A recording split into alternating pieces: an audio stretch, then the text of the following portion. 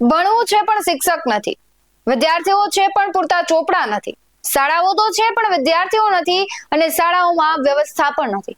સરકારી શાળાઓનું ખાનગીકરણ, વારંવાર શિક્ષણ વિભાગની બેદરકારી, મુખ્યમંત્રીની શિક્ષણ વિભાગને ટકોર. ભણશે ગુજરાત, આગળ વધશે ગુજરાતના સૂત્રો છે ખૂબ પુકારવામાં આવી રહ્યા છે અને વાસ્તવમાં ગુજરાતમાં સરકારી શિક્ષણની અવદશા છે.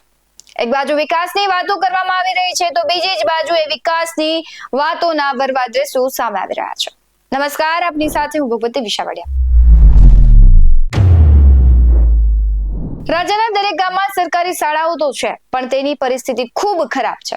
આજે વાત કરવી છે ભાવનગરના મહુવા તાલુકાના માઢિયા ગામની, જ્યાં સરકારી માધ્યમિક શાળામાં છેલ્લા 5 વર્ષથી મૂળભૂત સુવિધાઓનો અભાવ છે અને આ અભાવને કારણે વિદ્યાર્થીઓ અંધારામાં ભણવા મજબૂર બન્યા છે.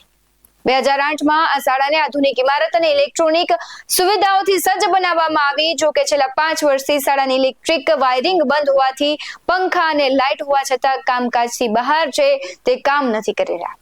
કમ્પ્યુટર લેબ તો છે, વિજ્ઞાન લેબ તો છે, પણ એ સહિતના બધા જ વિભાગો છે પણ અંધારામાં ઘેરાયેલા છે.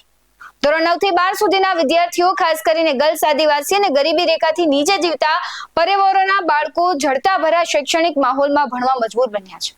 ઉનાળામાં વીજ વિના વર્ગખંડોમાં ભણવાનું કેવી કપરી પરિસ્થિતિ છે. ટોયલેટ છે, લેડીઝ સેનિટેશન સુવિધાઓ છે, પીવાનું પાણી અને રમતગમતના જે મેદાનો છે તેની સુવિધાઓ ના નામે મીંડું છે. સ્થાનિક તંત્રને અનેક વખત રજૂઆતો કરાય છે પરંતુ જે સ્થાનિક તંત્ર છે તે ઘોર નિંદ્રામાં છે. જન્મસિદ્ધ અધિકાર સ્વરૂપે શિક્ષણ મળવું જોઈએ તેવા સમયમાં માઢિયાની શાળા જેવી દયનીય સ્થિતિમાં શિક્ષણ આપવું રાજ્યના શિક્ષણ તંત્ર સામે મોટું પ્રશ્નચિહ્ન ઊભું કરે છે. વિકાસની ગમે એટલી વાતો કરશે સરકાર, પણ વાસ્તવિકતા નહીં છુપાઈ શકે. અનેક એવા ગામો છે ત્યાં સુધી વિકાસ પહોંચ્યો નથી. આમ કેમ વિકસિત અને શિક્ષિત ગુજરાત બનશે?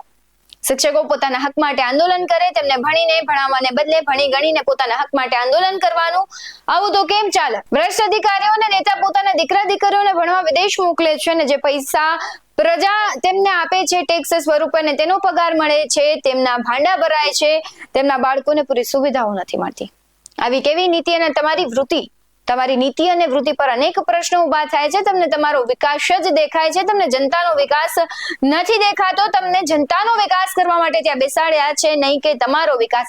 પરંતુ ગુજરાતમાં હાલ જે પરિસ્થિતિઓ ઊભી થઈ રહી છે તેના પરથી લાગી રહ્યું છે કે અધિકારીઓ અને નેતાઓ છે પોતાના વિકાસ કરવામાં વ્યસ્ત છે, બાકી જનતાનું જે થવું હોય થાય.